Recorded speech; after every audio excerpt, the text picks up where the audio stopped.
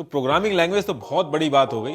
जो सबसे बेसिक चीज होती है जॉब के लिए, वो अपना रिज्यूमे तक नहीं बना पाता। भाई जब जुगाड़ से ही नौकरी लगनी है तो इतनी पढ़ाई क्यों। रिसेंट एनटीपीसी एग्जाम की बात करूं तो डेट नोटिफिकेशन देने के बाद भी 2 साल लगा दिए एग्जाम कराने में। रिजल्ट आने के बाद भी सालों लग जाते हैं ज्वाइनिंग में। सोच रहे हैं कि 1 या 2 हजार का बेरोजगारी भत्ता मिल जाएगा, या फिर उनकी कास्ट का नेता जीत के आएगा और सरकार में जुगाड़ लगेगा और उनको नौकरी मिल जाएगी, या फिर किसी दिन घोड़े पे चल के एक ऐसा नेता आएगा जो सबको जॉब दिलवा देगा। गैस फ्री करने से, लैपटॉप बांटने से रोजगार नहीं बढ़ते हैं। आपको कोई भी पैसा इसलिए नहीं देता है कि आपके पास कितनी बड़ी डिग्री है।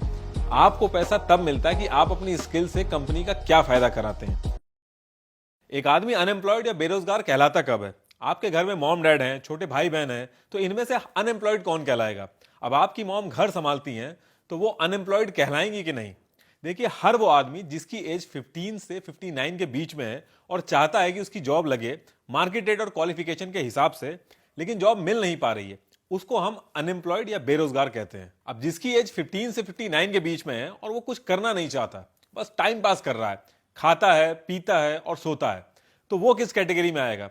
देखिए, ऐसे लोग बर्डन होते हैं घर वालों पे भी और देश पे भी, क्योंकि ये खाते उतना ही है, रिसोर्सेज उतनी ही यूज करते हैं, गंदगी और पॉल्यूशन भी उतना ही करते हैं, लेकिन ये ना घर की इकोनॉमी बढ़ा पाते हैं और ना ही देश की। जिस तरह से घर में जितने ज्यादा लोग कमाएंगे उतना अच्छा घर चलेगा, ठीक उसी तरीके से देश में 15 से 59 ईयर के लोग कमाते हैं और बाकी एज के लोग उन पर डिपेंडेंट रहते हैं। अब कमाने वाली एज के लोग भी अगर खाली बैठने का मन करेगा उनका, या फिर अनएम्प्लॉयड रहेंगे, तो देश कभी आगे नहीं बढ़ पाएगा।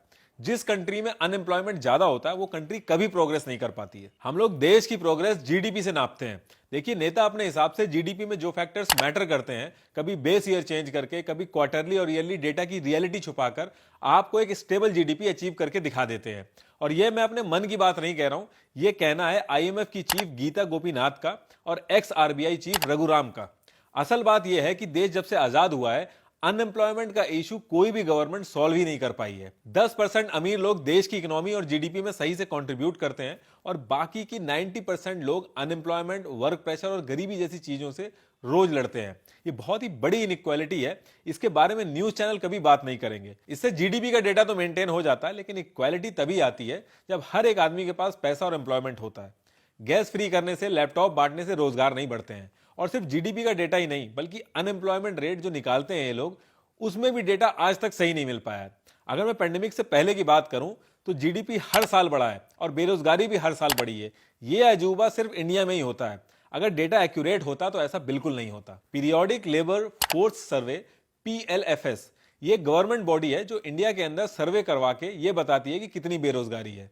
तो कुछ एक्टिविस्ट ने कहा कि ये ऑर्गेनाइजेशन तो गवर्नमेंट के अंदर में है, तो गवर्नमेंट अपना ही डेटा क्यों खराब दिखाएगी, कोई इंडिपेंडेंट ऑर्गेनाइजेशन होनी चाहिए। फिर एक इंडिपेंडेंट विंग बनाई गई, एनएससी।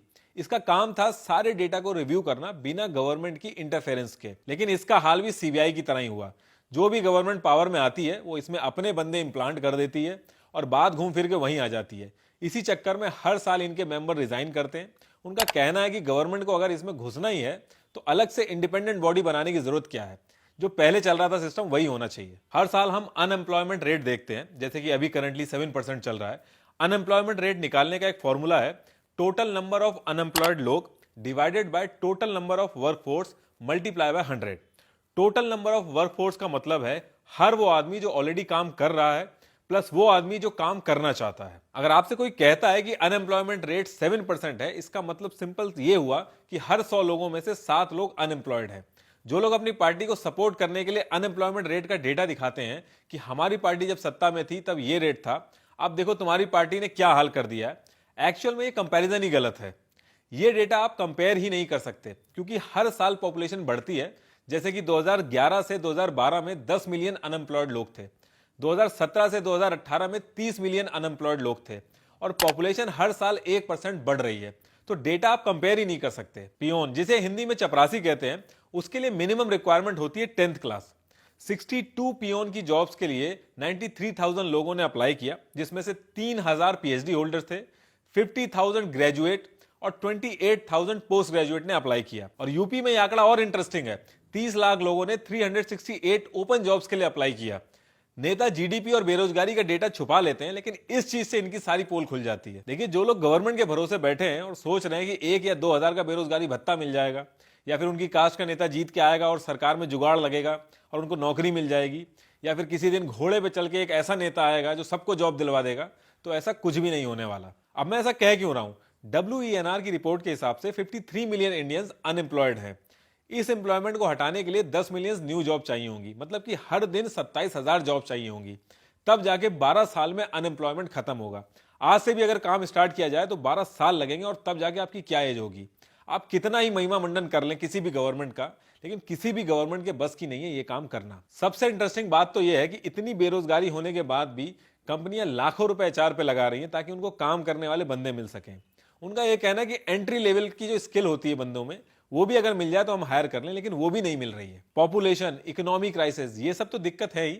हमारा एजुकेशन सिस्टम और गवर्नमेंट जॉब का एक्सट्रीम ऑब्सेशन, ये भी बहुत बड़े जिम्मेदार हैं अनएम्प्लॉयमेंट के लिए। एक बार मैं पासपोर्ट बनवाने गया था तो TCS वालों को दिया गया था पूरा प्रोसेस कंप्लीट करने का काम। उन्होंने पूरा प्रोसेस लगभग 30 मिनट में कंप्लीट कर दिया था। लास्ट में गवर्नमेंट ऑफिसर को साइन करने होते हैं कि ये जो पूरा प्रोसेस किया इन्होंने सही से किया है कि नहीं किया। ऑलरेडी जो काम 30 मिनट में हो गया था उसको सिर्फ वेरीफाई करने के लिए 1 से 1.5 घंटा लगा दिया। जब वो आराम से 10 बार क्लिक करके एक बार बटन दबाएगा और फिर दुनिया भर के ब्रेक लेगा तो काम कहां से टाइम पे होगा। और इस चीज का ऑब्सेशन लाखों लोगों को है कि एक बार जब गवर्नमेंट जॉब लग गई तो लाइफ सेट है, काम नहीं करना पड़ेगा, जॉब एकदम सेफ है। इस चक्कर में मुखर्जी नगर में बच्चों ने अपने 10 साल खराब कर लिए हैं। SSC ग्रुप B और C की पोस्ट के लिए जो एग्जाम करवाता है उसमें हार्डली 1 साल लगना चाहिए, लेकिन इस पूरे प्रोसेस को कंप्लीट होने में 3 से 4 साल लग जाते हैं, क्योंकि कभी एग्जाम की डेट चेंज होती है, कभी पेपर लीक हो जाते हैं, कभी रिजल्ट टाइम से नहीं आता है, और उसके बाद अगर रिजल्ट आ जाता है तो ज्वाइनिंग टाइम से नहीं होती है। रीसेंट NTPC एग्जाम की बात करूं तो डेट नोटिफिकेशन देने के बाद भी 2 साल लगा दिए एग्जाम कराने में।